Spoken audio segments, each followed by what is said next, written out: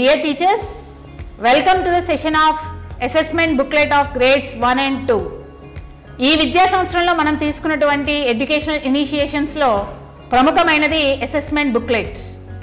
Class 1 and 2 10th class వాళ్ళకి ఈ assessment booklet ని సబ్జెక్ట్ వైజ్ గా ఇవ్వడం జరిగింది. దానిలో 3rd నుంచి 10th క్లాస్ వరకు ఒకే ప్యాటర్న్ లో ఉన్నటువంటి అసెస్మెంట్ బుక్లెట్ ఇవ్వడం జరిగింది. గ్రేడ్స్ 1 and 2 లో టూల్స్ 1, 2, 3 ఇన్ ఫార్మేటివ్ అసెస్మెంట్ లో ఒక మార్పు తీసుకురావడం జరిగింది. ఆ విషయాన్ని హైలైట్ చేస్తూ అసెస్మెంట్ బుక్లెట్ ని విపులంగా చర్చిద్దాం. మొదటగా assessment booklet. This is the booklet where students write all their assessment related to this subject throughout the year. ఈ సంవత్సరం జరిగేటటువంటి అన్ని పరీక్షల్ని కూడా విద్యార్థి అసెస్మెంట్ బుక్లెట్లోనే రాస్తారు. It is like one-step place for all tests. These booklets track student progress and offer valuable insights to students, teachers and parents. ఈ booklets వాడటం ద్వారా స్టూడెంట్ తన యొక్క ప్రోగ్రెస్ని తాను వెరిఫై చేసుకొని ట్రాక్ చేసుకొని, అలాగే టీచర్స్ పేరెంట్స్ కూడా ఒక స్టూడెంట్ ప్రోగ్రెస్ని ట్రాక్ చేసి తగిన సూచనలు ఇచ్చే విధంగా ఈ బుక్లెట్ విద్యార్థికి సహాయపడుతుంది.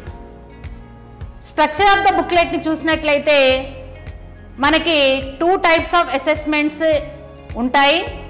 Formative assessment, summative assessment. 4 summative assessments and 2 summative assessments. Formative assessments 50 మార్కులకు జరుగుతుంది. సమ్మేటివ్ అసెస్మెంట్ 80 మార్కులకు జరుగుతుంది. సమ్మేటివ్ అసెస్మెంట్ మొత్తం కూడా రిటర్న్ టెస్ట్లోనే రాయడం జరుగుతుంది.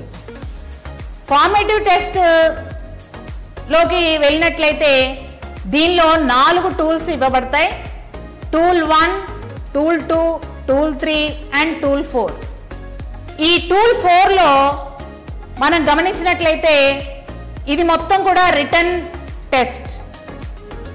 టూల్ 1, టూల్ 2, టూల్ 3 మూడు కూడా each one carries 5 marks. Total 15 marks were given to tool 1, tool 2, tool 3 and 35 marks given to tool 4. Each assessment booklet లో మనకి rule, blank sheets and OMR sheets ఇవ్వబడతాయి. ఈ షీట్స్ అన్నీ కూడా tool 4 FA and SS exams రాయడం కోసం ఇవ్వబడతాయి. OMR షీట్స్ని వాడేటప్పుడు APAAR ID, PEN ID, exam code మరియు పార్ట్ సి, డిఈ వీటన్నిటిని కూడా జాగ్రత్తగా ఫిలప్ చేయవలసి ఉంటుంది. ఈ OMR షీట్ ఫిలప్ చేసేటప్పుడు బ్లాక్ అండ్ బ్లూ పెన్ మాత్రమే వాడాలి. సర్కిల్ని పూర్తిగా బబుల్ చేసే విధంగా జాగ్రత్త తీసుకోవాలి. ఇచ్చినటువంటి కన్సర్న్డ్ పార్ట్లో బబుల్ చేసే విధంగా, మార్క్స్ వేసే విధంగా జాగ్రత్త వహించాలి. పెన్ ఐడిని ఫిలప్ చేసేటప్పుడు ఫస్ట్ డిజిట్ ఖచ్చితంగా 0తో స్టార్ట్ అయ్యేటట్టుగా జాగ్రత్త వహించాలి. ఈ ఇచ్చినటువంటి పేపర్లో చూసినట్లయితే ఈ రూల్డ్ బ్లాంక్ షీట్స్లో ఆ క్వశ్చన్కి ఎదురుగా ఇచ్చిన లైన్స్లో ఆ బాక్స్లో మాత్రమే తన ఆన్సర్ని రాసే విధంగా విద్యార్థిని గైడ్ చేయవలసి ఉంటుంది. ఈ బుక్లెట్స్ని ఎలా డిస్ట్రిబ్యూట్ చేయాలి, ఎలా కలెక్ట్ చేసుకోవాలి అనే విషయాన్ని చూసినట్లయితే ఈ అసెస్మెంట్ బుక్లెట్స్ని FAలో జరిగే టూల్ 4 ఎగ్జామ్కి మరియు SA ఎగ్జామ్స్ జరిగేటప్పుడు మాత్రమే పిల్లవాడికి ఇచ్చి తిరిగి తీసుకోవాల్సి ఉంటుంది. ఎగ్జామ్ అయిపోయిన తర్వాత ఈ బుక్లెట్స్ని ఇమ్మీడియట్గా తీసుకోవాలి. ఈ బుక్లెట్స్ని సంవత్సరాంతం వాడతాం కాబట్టి జాగ్రత్తగా వాటిని హ్యాండిల్ చేయాలి, తిరిగి స్టోర్ చేయవలసిన బాధ్యత ఉంటుంది. ఈ బుక్లెట్స్ అన్నీ కూడా క్లాస్ టీచర్స్ దగ్గర ఉంచబడతాయి. ఇన్విజిలేటర్స్ ఎగ్జామ్ జరిగేటప్పుడు వీటిని హ్యాండిల్ చేస్తారు. ఆఫ్టర్ ఇవాల్యుయేషన్ సబ్జెక్ట్ టీచర్స్ వీటిని మళ్ళీ క్లాస్ టీచర్కి అందజేయడం జరుగుతుంది. అసెస్మెంట్ బుక్లెట్లో ఇవాల్యుయేట్ చేసేటప్పుడు ఫ్రీ రెస్పాన్స్ ఆన్సర్స్కి క్లియర్ మార్క్స్ మరియు కన్స్ట్రక్టివ్ కామెంట్స్ ఇచ్చే విధంగా జాగ్రత్త పడాలి. ఫైనల్ FR మరియు అబ్స్ట్రాక్ట్ మార్క్స్ని ఫిలప్ చేయడం కోసం ఇచ్చినటువంటి విభాగాల్లో మనం జాగ్రత్తగా ఇన్స్ట్రక్షన్స్ని ఫాలో అవుతూ ఫిలప్ చేసే విధంగా చూసుకోవాలి. ఓఎంఆర్ షీట్స్ని మొబైల్ యాప్లో జాగ్రత్తగా స్కాన్ చేసే విధంగా జాగ్రత్త వహించాలి. అబ్స్ట్రాక్ట్ టేబుల్స్ ఇచ్చినటువంటి షీట్లో అన్ని మార్క్స్ని జాగ్రత్తగా వేసి ఆ కాలమ్స్లో టోటల్ కాలమ్స్లో తగిన గ్రేడింగ్ స్కీమ్ని ఉపయోగిస్తూ essay 2 కంప్లీట్ అయిన తర్వాత యాన్యువల్ రిజల్ట్ని ఇచ్చినటువంటి అబ్స్ట్రాక్ట్ టేబుల్లో ఫిలప్ చేసుకోవాలి. అతి ముఖ్యమైనటువంటి అంశం instructions to assess internal test for FAs. ముందుగా మనం చెప్పుకున్నట్లు ఎఫ్ఏలో జరిగేటటువంటి టూల్ 1, 2, 3 ఈ 3 టూల్స్లో ఈ విద్యా సంవత్సరంలో మనం కొత్తగా డొమైన్స్ని యాడ్ చేయడం జరిగింది.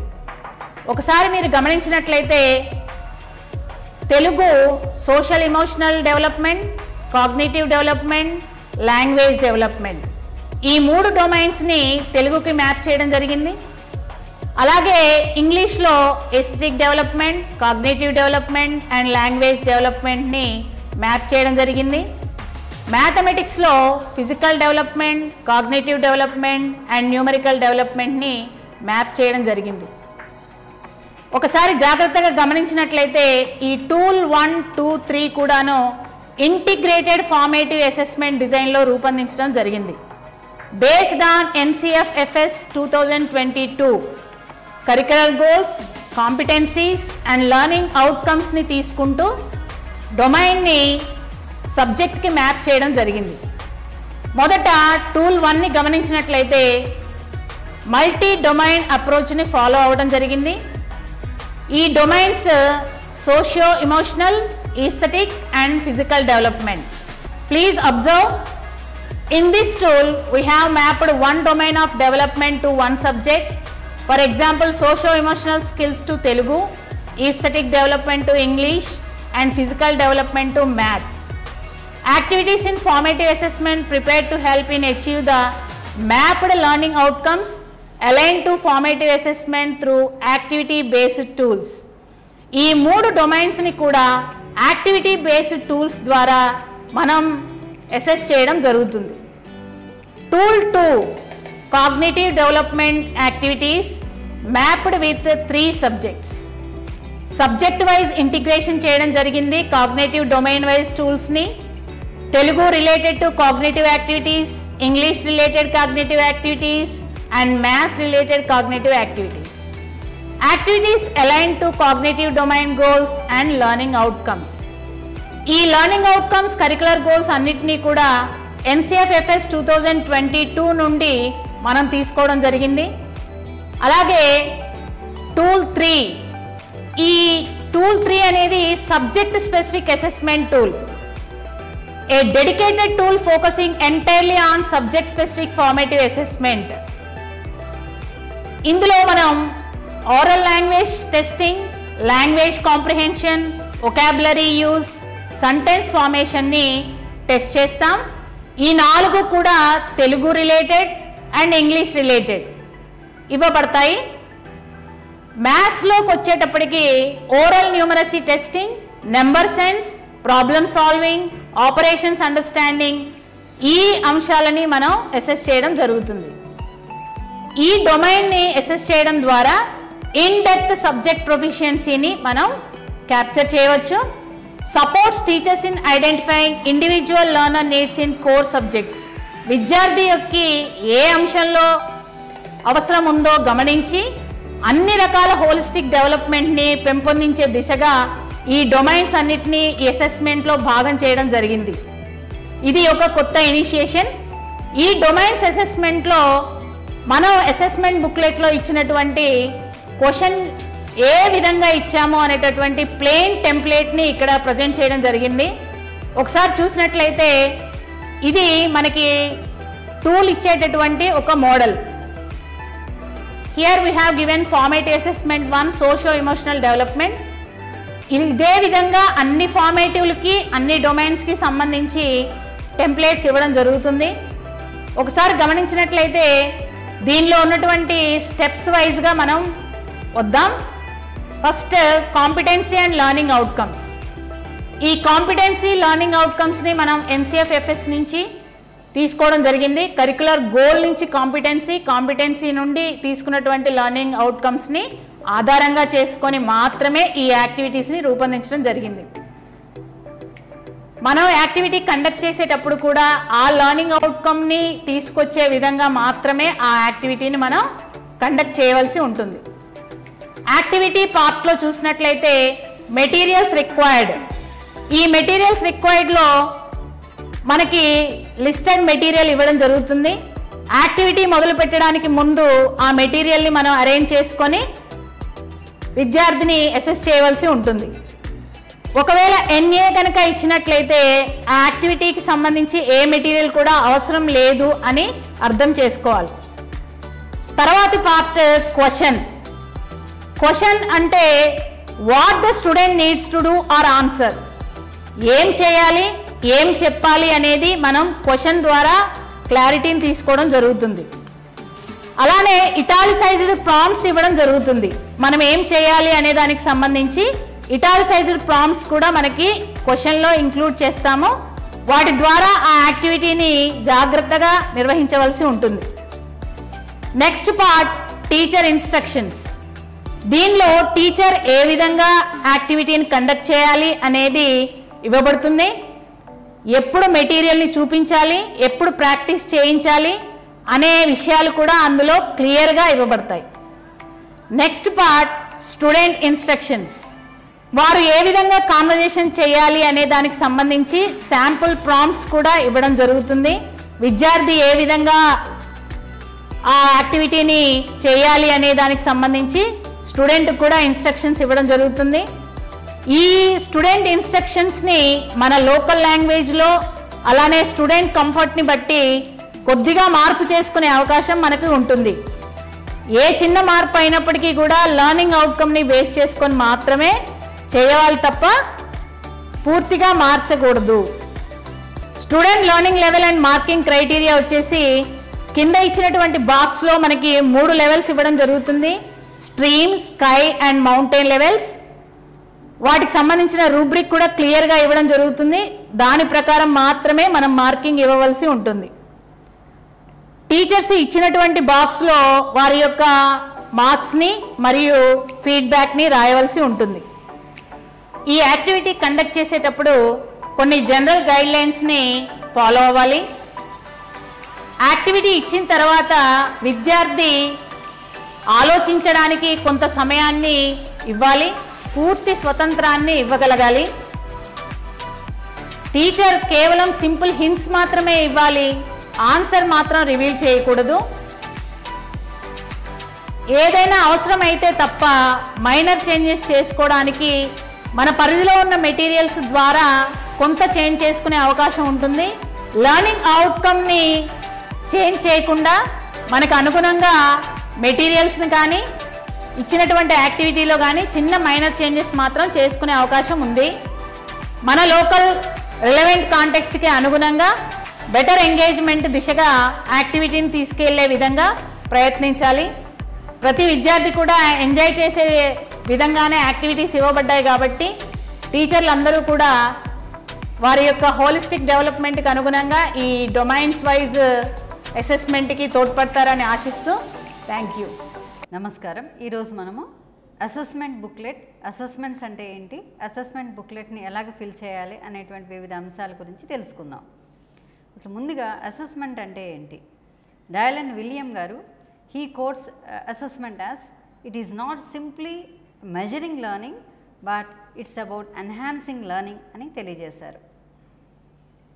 ఈ అసెస్మెంట్ సెషన్లో మనము అసెస్మెంట్స్ గురించిన ఇంట్రడక్షన్లో అసెస్మెంట్ అంటే ఏంటి, objectives of assessment, student marks abstract, assessment schedule and structure, instructions for teachers and students, conclusion, వీటి గురించి మనం డిస్కస్ చేసుకుంటున్నాం. State Council of Educational Research and Training SCRT has introduced a comprehensive assessment booklet for students in grades 1 to 10th aimed at evaluating their learning outcomes and progress in various subjects.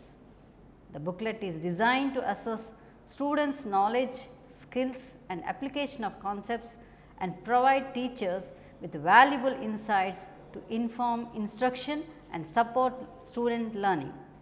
By using this assessment booklet, schools in AP aim to improve student assessment, enhance teacher learning process and ultimately boost academic achievement. Now coming to assessment. Assessment is the process of evaluating or measuring the quality, quantity or extent of someone's knowledge, skills and performance. In education, assessment is used to measure student learning and understanding, evaluate student progress and achievement, identify areas for improvement, inform instruction and curriculum development, and also to make informed decisions about student progression. Now coming to types of assessments.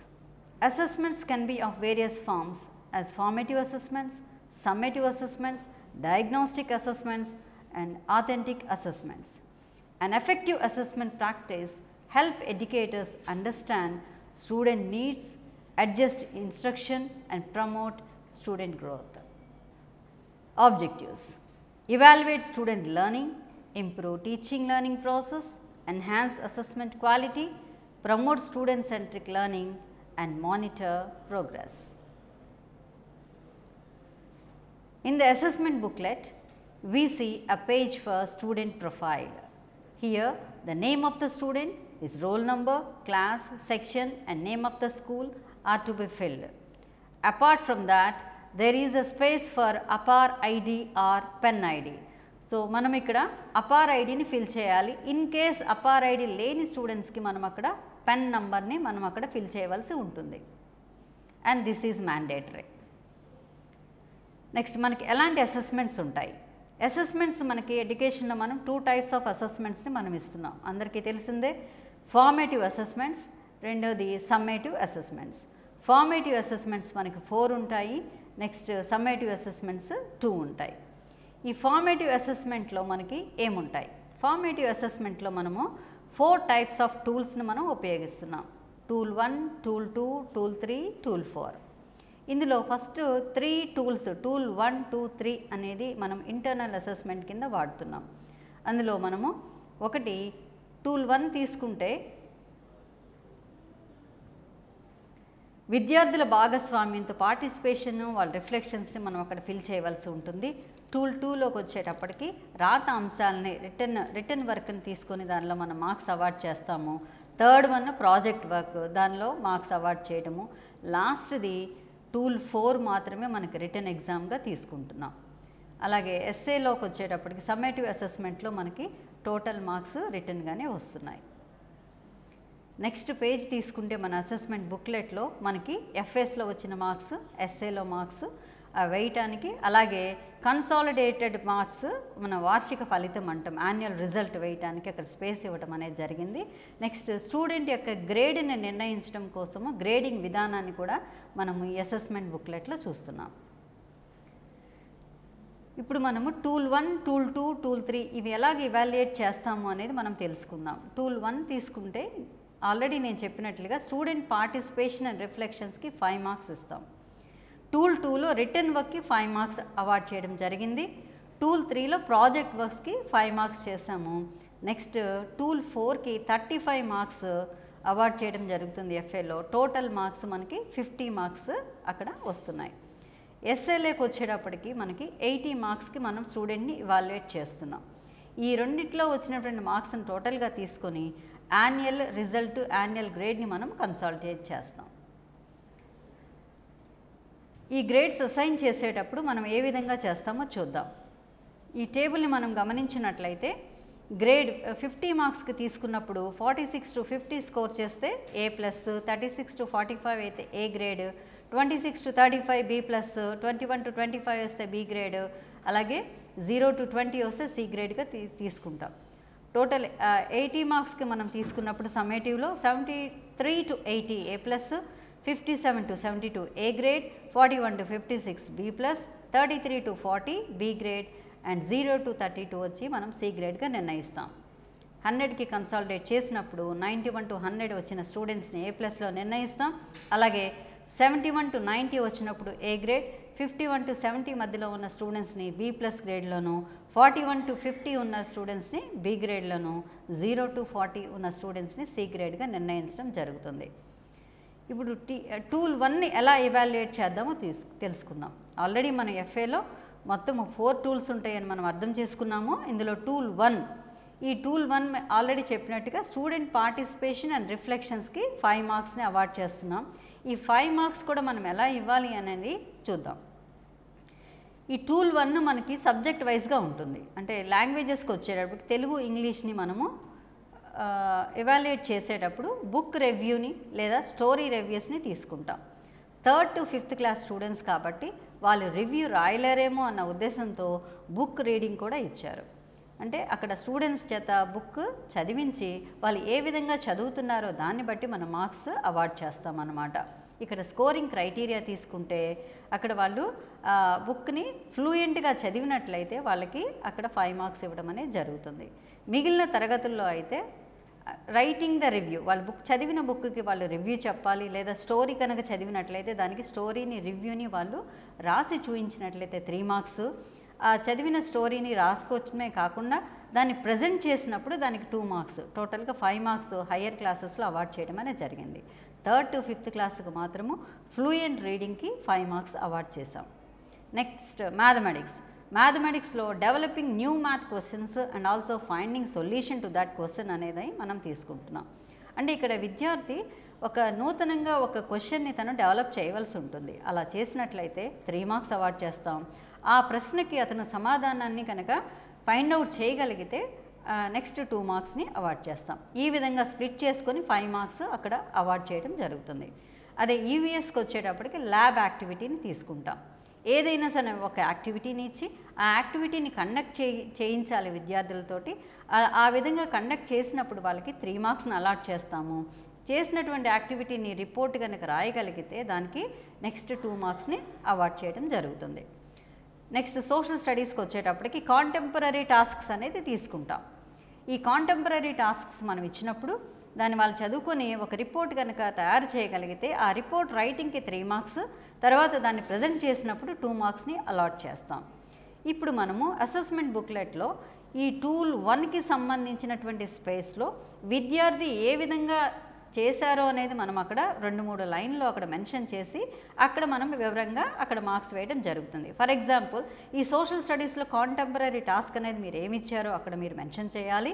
విద్యార్థి report రైటింగ్లో బాగా రాశాడనో, 2-3 లైన్లు రాశాడనో, అలా ఏదో ఒక comment రాసి అందుకు గాను నేను ఇన్ని మార్కులను అవార్డ్ చేస్తున్నాను అన్న విషయం మీరు అక్కడ రాయాలి. తర్వాత ప్రజెంటేషన్ కూడా బాగా చేశాడు లేదా చేయలేకపోయాడు అనే దాన్ని బట్టి రాసి తగు విధంగా మీరు ఆ మార్కులను ఇవ్వడం జరిగిందనేది ఆ కామెంట్తో సహితంగా మీరు అక్కడ ఆ రెస్పాన్స్ని పెట్టడం చేయాలి. నెక్స్ట్ టూల్ 2 వచ్చేటప్పటికి మనం ఆల్రెడీ చెప్పుకున్నాం రిటర్న్ వర్క్స్కి అనమాట. ఇది it assesses return work for 5 marks.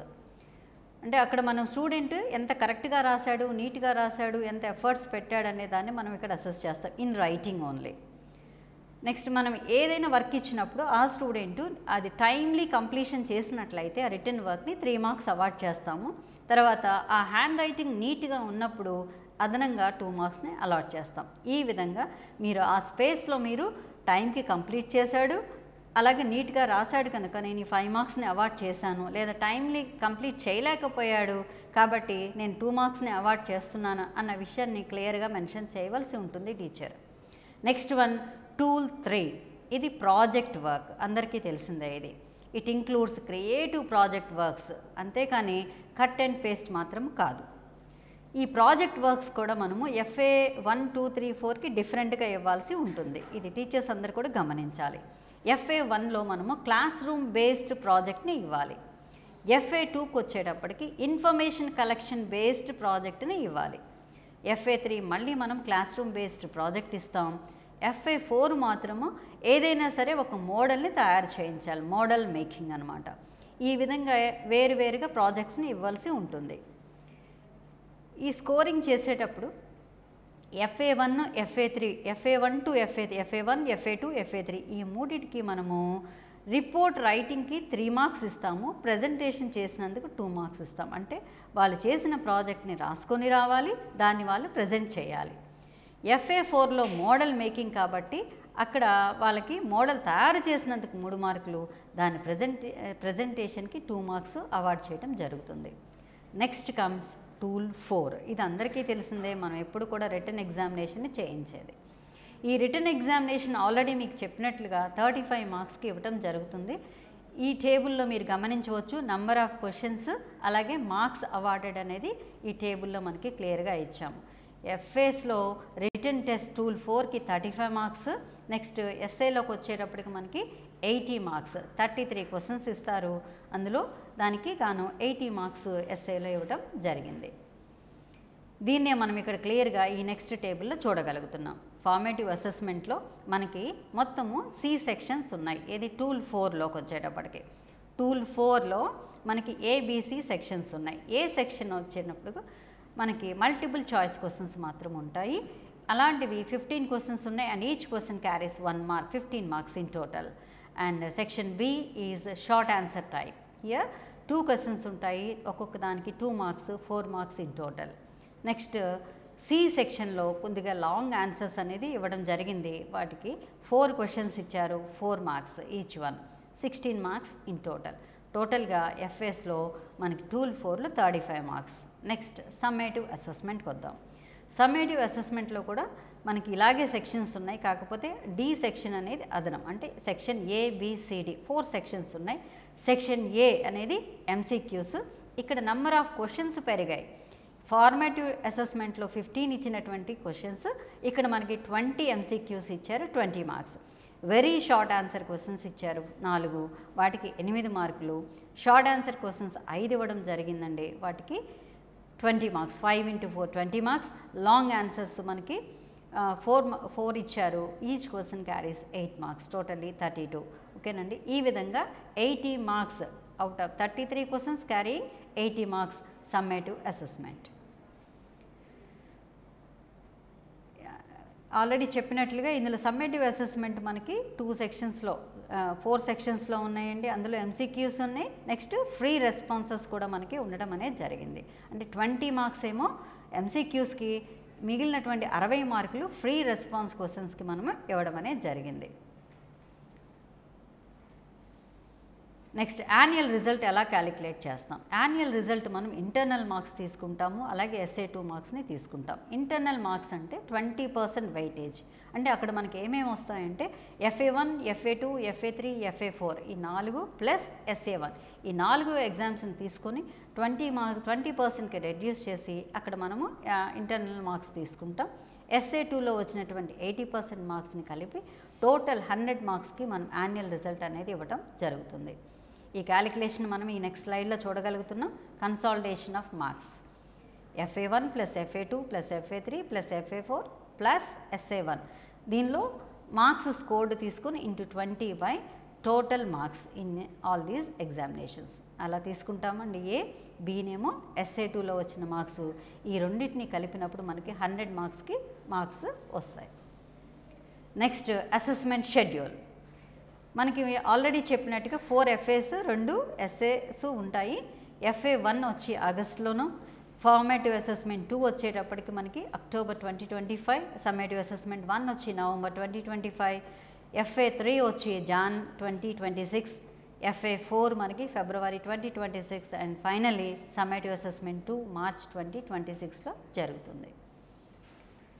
Next instructions for teachers. Assessment బుక్ని మనము వైజ్గా ఉపయోగించాలి అంటే, స్మార్ట్గా ఉపయోగించాలి అంటే టీచర్స్ కొన్ని ఇన్స్ట్రక్షన్స్ని ముందుగా తెలుసుకోవాలి. Teachers emphasize the proper handling and administration of these assessment materials throughout the academic year. ఇది అందరూ కూడా చాలా బాగా గుర్తుపెట్టుకోవాలండి. ఈ అసెస్మెంట్ బుక్లెట్ని మనము ఇయర్ అంతా కూడా ప్రిజర్వ్ చేయాల్సిన బాధ్యత, దాన్ని కరెక్ట్గా ప్రాపర్గా మెయింటైన్ చేయాల్సిన బాధ్యత టీచర్స్ మీద మాత్రమే ఉన్నది. బుక్లెట్స్ ఎగ్జామినేషన్ టైంలో మాత్రమే మీరు డిస్ట్రిబ్యూట్ చేసి ఎగ్జామినేషన్ అయిపోయిన వెంటనే వాటిని కలెక్ట్ చేసుకొని సేఫ్ ప్లేస్లో మనము దాచాల్సి ఉంటుంది. అలాగే teachers also guide students carefully and how to fill the details in the OMR. ఈసారి మనము ఈ అసెస్మెంట్ బుక్లెట్లో ఓఎంఆర్ షీట్స్ పెట్టాం కాబట్టి వాటిని ఏ విధంగా స్టూడెంట్స్ ఫిల్ చేయాలో ప్రాపర్ గైడెన్స్ టీచర్స్ ఇవ్వవలసి ఉంటుంది. ఇక్కడ మనకి ఇన్స్ట్రక్షన్స్ ఫర్ స్టూడెంట్స్ అనేది ఇచ్చారు. అసెస్మెంట్ బుక్లెట్లో మనకి ఇన్స్ట్రక్షన్స్ ఫర్ స్టూడెంట్స్ ఇచ్చారండి. ఇందులో మనము 5 ఇన్స్ట్రక్షన్స్ మాత్రమే స్టూడెంట్స్కి మనం ఇస్తున్నాం. ఒకటి, first one, check the index to locate the current section. అంటే వాళ్ళు రాసేటువంటి ఎగ్జామ్ ఎక్కడ ఏది FA1 రాస్తుంటే FA1 పార్టే ఓపెన్ చేయాలి. దానిలో ఉన్నటువంటి టూల్ 1, టూల్ 2, టూల్ 3 అలాగే టూల్ 4లో అక్కడ ఇచ్చినటువంటి MCQస్లో అక్కడ ఇచ్చిన బాక్స్లో మాత్రమే వాళ్ళ ఆన్సర్స్ని ఫిల్ చేయవలసి ఉంటుంది. కాబట్టి ఆ ఇన్స్ట్రక్షన్ మనం స్టూడెంట్స్కి ఇవ్వాలి. Next one, identify the OMR sheet. అదొకటి చూసుకోవాలండి. Already FA1, FA2, FA3, FA4, SA1, SA2 అన్నిటికీ మనం ఓఎంఆర్ షీట్స్ పెట్టున్నాం కాబట్టి స్టూడెంట్స్ ఒకదానికి బదులుగా ఒకదానిలో ఫిల్ చేస్తే మనకి ఇబ్బంది కాబట్టి కరెక్ట్ ప్రాపర్ ఓఎంఆర్ షీట్ని వాళ్ళు ఐడెంటిఫై చేసుకునే విధంగా మనం వాళ్ళకి ఇన్స్ట్రక్షన్ ఇవ్వాల్సి ఉంటుంది. నెక్స్ట్, వాళ్ళు స్పేస్ ప్రొవైడ్ చేసినటువంటి దానిలో మాత్రమే ఎగ్జామినేషన్స్ రాయవలసి ఉంటుంది. అంటే MCQస్కి కూడా అక్కడ స్పేస్ ఇచ్చారు. మీరు చూస్తే ఆ బుక్లెట్లో మొత్తం FAలో ఉన్నటువంటి 15 MCQస్కి బాక్స్ ఇచ్చారు. ఆన్సర్ ఏ అయితే ఏ, బి అయితే బి, సి అయితే సి అని అక్కడ వాళ్ళు రాస్తారు. ఓకేనండి, అది ప్రాపర్గా రాయాలి. అక్కడ ఏమి రాశారో దాన్నే తీసుకొని వచ్చి ఓఎంఆర్లో బబ్లింగ్ అనేది చేయవలసి ఉంటుంది. ఓకే, కాబట్టి ఈ ఇన్స్ట్రక్షన్ స్టూడెంట్స్కి మనం ప్రాపర్గా ఇవ్వవలసి ఉంటుంది. అలాగే ఫ్రీ రెస్పాన్స్ ఆన్సర్స్ రాసేటప్పుడు అక్కడ స్పేస్ ప్రొవైడ్ చేస్తున్నారు. బ్లాంక్ షీట్ ఇచ్చారు, రూల్డ్ పేపర్ ఇచ్చారు. అదే మ్యాథమెటిక్స్ అయితే హయ్యర్ క్లాసెస్కి గ్రాఫ్ వాళ్ళకి కావాల్సినవన్నీ కూడా అక్కడే ఉన్నాయి. దానిలో మాత్రమే వాళ్ళు చేయాలి. క్వశ్చన్ నెంబర్ 1 ఆన్సర్ చేస్తున్నప్పుడు క్వశ్చన్ నెంబర్ 1 ఏదైతే ఉందో అక్కడ మాత్రమే వాళ్ళు ఆన్సర్ చేయాలి. ఆ స్పేస్లో మాత్రమే చేయాలి. ఇంకా ఎడిషనల్గా కొన్ని ఆన్సర్ షీట్స్ కూడా దానికి అటాచ్ చేయడం అనేది జరిగిందండి. ఇంకేదైనా తప్పు వచ్చి వాళ్ళు కొట్టేసి మళ్ళీ రాయాలనుకుంటే మళ్ళీ ఆ ఎడిషనల్ షీట్లో వాళ్ళ క్వశ్చన్ నెంబర్ని మెన్షన్ చేసి రాసేటువంటి ప్రొవిజన్ కూడా మనం ఇవ్వడం అనేది జరిగింది. రాసినటువంటి ఆన్సర్స్ని చక్కగా ఆన్సర్స్ని ఒకసారి మళ్ళీ వాళ్ళు చెక్ చేసుకొని అప్పుడు మాత్రమే టీచర్కి వాళ్ళు హ్యాండ్ ఓవర్ చేయాలనేటువంటి ఇన్స్ట్రక్షన్ మనము ఇవ్వవలసి ఉంటుంది. నెక్స్ట్, ఈ FS, SSలో కూడా MCQస్ని చేసేటప్పుడు స్టూడెంట్స్ ఖచ్చితంగా వాళ్ళు దానిలో మాత్రమే చేయాలి. ఏదైతే అక్కడ ఆన్సర్ చేశారో దానిని మాత్రమే ఓఎంఆర్లో వాళ్ళు బబుల్ చేయాలి. ఇన్ కేస్ అక్కడ ఏదన్నా తేడా వచ్చినట్లయితే ఓఎంఆర్లో ఉన్నటువంటి ఆన్సర్ని మాత్రమే మనం కన్సిడర్ చేస్తామన్న విషయాన్ని కూడా వాళ్ళకి ముందుగా తెలియచేయవలసి ఉంటుంది. Next, instructions for students. ఈ ఎగ్జామ్స్ కండక్ట్ చేసేటప్పుడు మన విద్యార్థులకి ఎలాంటి ఇన్స్ట్రక్షన్స్ ఇవ్వాలని తెలుసుకుందాం. ముందుగా first one, check the index page to locate the correct section. అంటే వాళ్ళ స్టూడెంట్స్ హడావుడిలో FA1 రాసేటప్పుడు లేదా FA2 రాసేటప్పుడు ఏదో ఒక పేజ్లో ఓపెన్ చేసి అక్కడ ఉన్నటువంటి ఓఎంఆర్ని ఫిల్ చేయడము లేదా అక్కడ ఇచ్చినటువంటి ఆ ఫ్రీ రెస్పాన్స్ ఏరియాలో వాళ్ళ ఆన్సర్స్ రాసేయడము చేస్తారు. కాబట్టి అలా కాకుండా వాళ్ళు ఖచ్చితంగా అక్కడ ఇచ్చినటువంటిది FA1కి సంబంధించిందా, FA2కి సంబంధించిందా ఏదనేది వాళ్ళు కరెక్ట్గా చెక్ చేసుకోవాలనేటువంటిది మనం ముందుగా వాళ్ళకి క్లియర్ ఇన్స్ట్రక్షన్ ఇవ్వవలసి ఉంటుంది. నెక్స్ట్, ఎగ్జామ్ రాసిన తర్వాత వాళ్ళు ఓఎంఆర్ షీట్ని ఫిల్ చేస్తారు. ఈ ఓఎంఆర్ షీట్లో మనకి ఏముంటాయి? ఓఎంఆర్ షీట్లో మనకి అపార్ ఐడి ఉంటుంది, అది వాళ్ళు స్టూడెంట్స్ ఫిల్ చేయవలసి ఉంటుంది. అలాగే ఎగ్జామ్ కోడ్ ఫిల్ చేస్తారు వాళ్ళు. అక్కడ చేసిన తర్వాత వీళ్ళ రెస్పాన్సెస్ని అక్కడ వాళ్ళు పెడతారు. అంటే ముందుగా మల్టిపుల్ చాయిస్ క్వశ్చన్స్కి ఆన్సర్స్ ఏదైతే వాళ్ళు ముందు పేజీలో రాసి ఉంచారో వాటిని ఇక్కడ బబుల్ చేయడం అనేది జరుగుతుంది. కాబట్టి కరెక్ట్ ఓఎంఆర్ షీట్ని వాళ్ళు తీసుకునేలాగా మనం గైడ్ చేయవలసి ఉంటుంది. నెక్స్ట్, ఈ ఆన్సర్స్లో MCQస్ మనం ఇచ్చినప్పుడు మనం రాసినటువంటి MCQ ఏదైతే ఉందో అదే ఇక్కడ ఓఎంఆర్లో రిఫ్లెక్ట్ అవుతుందా లేదా, అక్కడ ఏ పెట్టి ఇక్కడ బి బబుల్ చేస్తున్నాడా అనేటువంటిది అలాంటి మిస్అండర్స్టాండింగ్ జరగకుండా వాళ్ళకి ముందుగా మనం క్లియర్ ఇన్స్ట్రక్షన్ ఇవ్వవలసి ఉంటుంది.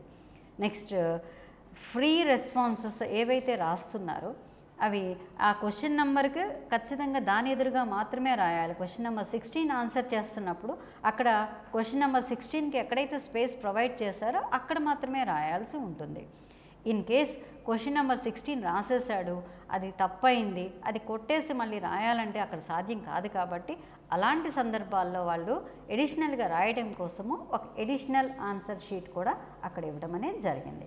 కాబట్టి ఈ ఇన్స్ట్రక్షన్స్ అన్నీ కూడా విద్యార్థులకి మనం క్లియర్గా ఇవ్వాలి. ఫైనల్గా స్టూడెంట్ రాసినటువంటి క్వశ్చన్స్ అన్నీ కూడా నీట్గా చెక్ చేసుకొని అప్పుడు మాత్రమే టీచర్కి సబ్మిట్ చేయాలి. టీచర్స్ వీటిని తీసుకొని ఎవాల్యుయేట్ చేసిన తర్వాత వాటిని జాగ్రత్తగా భద్రపరచాలి. ఆ విషయాన్ని మనము క్లియర్గా నోట్ చేసుకొని స్టూడెంట్స్కి కూడా ఈ ఇన్స్ట్రక్షన్స్ని మనం చెప్పవలసి ఉంటుంది. నెక్స్ట్ ఒకసారి మనము ఈ ఓఎంఆర్ షీట్ని జాగ్రత్తగా పరిశీలిద్దాం. ఈ ఓఎంఆర్ షీట్లో ఇదే అన్నిటికన్నా ఇంపార్టెంట్, ఇది అసెస్మెంట్లో ప్రాణం. కాబట్టి ఈ ఓఎంఆర్ షీట్ని ఫిల్ చేసేటప్పుడు అందరూ కూడా చాలా జాగ్రత్త వహించాల్సి ఉంటుంది. ఇక్కడ మీరు చూస్తున్నారు, పైన అపార్ ఐడి లేదా పెన్ ఐడి అనేది ఉంది. మనకి స్టూడెంట్స్ అందరికీ దాదాపుగా 90% స్టూడెంట్స్కి అపార్ ఐడి అనేది వచ్చి ఉన్నది. కాబట్టి అపార్ ఐడిని మాత్రమే మనం ఫిల్ చేయాలి. అపార్ ఐడి లేనప్పుడు మాత్రమే పెన్ ఐడిని అక్కడ ఫిల్ చేస్తాం. అయితే అక్కడ ఫిల్ చేసేటప్పుడు మీరు అక్కడ ఏది ఫిల్ చేస్తున్నారని తెలియడం కోసము రెండవ దాన్ని స్ట్రైక్ ఆఫ్ చేస్తారు. అపార్ ఐడి ఫిల్ చేసినప్పుడు పెన్ ఐడిని అనే దాన్ని మనం స్ట్రైక్ ఆఫ్ చేస్తాం. పెన్ ఐడి ఫిల్ చేసినప్పుడు అపార్ ఐడిని మనము స్ట్రైక్ ఆఫ్ చేస్తాం. ఈ జాగ్రత్త వహించాలి. నెక్స్ట్ ఓఎంఆర్ షీట్ని మనం ఫిల్ చేసేటప్పుడు ఖచ్చితంగా blue or black ball point pen మనం ఏదైతే వాడతామో అది మాత్రమే వాడాలి. రెడ్ పెన్ అనేది యూజ్ చేయడం అనేది అస్సలు తప్పు. ఎవరు కూడా అలా చేయకుండా ఉండాలి. ఈ ఇన్స్ట్రక్షన్ స్టూడెంట్స్కి మనం క్లియర్గా ఇవ్వాలి. ఇది సెక్షన్ ఏ అండి. ఫస్ట్ సెక్షన్ మనకి ఓఎంఆర్లో ఉన్న ఫస్ట్ సెక్షన్ అపార్ ఐడి. ఆ నంబర్ని ఫిల్ చేసిన తర్వాత దాని కింద ఉన్నటువంటి ఆ నంబర్స్ వాటిని బబుల్ చేయవలసి ఉంటుంది. ఇది స్టూడెంట్స్కి చాలా జాగ్రత్తగా చేయాల్సినటువంటి అంశం. కాబట్టి మొదట చేసేటప్పుడు కొంచెము వాళ్ళకి కేర్ఫుల్గా ఇది బబుల్ చేయడం చూపించండి. బబ్లింగ్ అనేది కూడా మనందరికీ తెలిసిందే. ఆ సర్కిల్ని కంప్లీట్గా బబుల్ చేసేలాగా జాగ్రత్త వహించండి. ఆ సర్కిల్ బయటికి పెన్ రాకుండా ఉండాలి, అదొక కేర్ తీసుకోవాలి. Next examination code. బి సెక్షన్లో మనకి ఈ ఎగ్జామినేషన్ కోడ్ని పైన రాయాలి. తర్వాత దానికి సంబంధించిన దాన్ని మనం బబుల్ చేయవలసి ఉంటుంది. నెక్స్ట్ సెక్షన్ సి అండి. సెక్షన్ సి అనేది ఎప్పుడు కూడా మనకి ఎంసీక్యూస్. ఈ ఎంసీక్యూస్ ఎఫ్ఏలో 15 వస్తున్నాయి, ఎస్ఏలో 20 వస్తున్నాయి. అక్కడ క్వశ్చన్స్ ఇచ్చేశారు. వాళ్ళకి ఎన్ని ఆల్టర్నేటివ్ రెస్పాన్సెస్ అయితే ఉన్నాయో అన్ని మాత్రమే అక్కడ ఏబిసిడీలు ఇవ్వడం జరిగింది. ఏదైతే అది అక్కడ మనము బబుల్ చేస్తాము. Okay, right. నెక్స్ట్ మనము ఫ్రీ రెస్పాన్సెస్ 16 నుంచి 20 వరకు ఉన్నటువంటి క్వశ్చన్స్ మనకి ఫ్రీ రెస్పాన్స్ క్వశ్చన్స్. కాబట్టి అక్కడ వాటికి సంబంధించినది వాళ్ళు ఇక్కడ మనము ఇది టీచర్స్ చేసేటువంటి పని. పైన ఉన్నటువంటి ఏబిసి సెక్షన్స్ స్టూడెంట్స్ ఫిల్ చేస్తారు. డి అండ్ ఈ సెక్షన్స్ మాత్రము టీచర్స్ ఫిల్ చేస్తారు. ఇక్కడ టీచరు క్వశ్చన్ నెంబర్ 16కి ఎన్ని మార్క్స్ అయితే మనం అవార్డ్ చేసామో దాన్ని అక్కడ బబుల్ చేస్తారు. ఓకేనండి. 16th క్వశ్చన్కి ఎన్ని వేసారో ఆ మార్క్స్ని అక్కడ బబుల్ చేస్తారు. అలాగే 17, 18, 19, 20 ఓకే ఆ మార్క్స్ క్వశ్చన్స్ అక్కడ మీరు బబుల్ చేయడం అనేది జరుగుతుంది. అంటే ఆ క్వశ్చన్కి ఎన్ని మార్కులు అయితే ఇచ్చారో దాన్ని మీరు బబుల్ చేస్తారు. నెక్స్ట్ లాస్ట్ పార్ట్ మనకి ఇక్కడ పార్ట్ ఈ అండి. ఇది టూల్ 1లో వచ్చినటువంటి మార్కులు మొత్తం 5 మార్క్స్ కానీ ఎన్ని వచ్చినాయో అక్కడ మీరు బబుల్ చేస్తారు. టూల్ 2లో వచ్చిన మార్క్స్ని బబుల్ చేస్తారు. టూల్ 3ని కూడా టీచర్ బబుల్ చేస్తారు. కాబట్టి క్లియర్గా గుర్తుపెట్టుకోండి, ఇందులో ఉన్న 5 సెక్షన్స్లో part A, part B, part C ఈ 3 స్టూడెంట్స్ ఫిల్ చేస్తారు. నెక్స్ట్ 2 మనము ఫిల్ చేస్తాం. అంటే పార్ట్ సిలో స్టూడెంట్స్ వాళ్ళ రెస్పాన్స్ని ఫిల్ చేస్తున్నారు. ఓకేనండి. ఇక్కడ మనము మార్క్స్ని ఫిల్ చేస్తున్నాం టీచరు. ఈ విషయాన్ని మీరు జ్ఞాపకం చేసుకోండి, గుర్తుపెట్టుకోండి. ఎలాంటి పొరపాటు లేకుండా తగు విధంగా దీన్ని ఫిల్ చేయవలసిందిగా కోరుతున్నాం. To conclude, this comprehensive assessment system ensures a balanced evaluation for students' knowledge, skills, participation and creativity. By combining internal and external assessments with clear structure and guidance, it promotes consistent effort, critical thinking and holistic development. The thoughtful schedule and grading encourage students to engage meaningfully throughout the year, fostering both academic excellence and active learning. Thank you.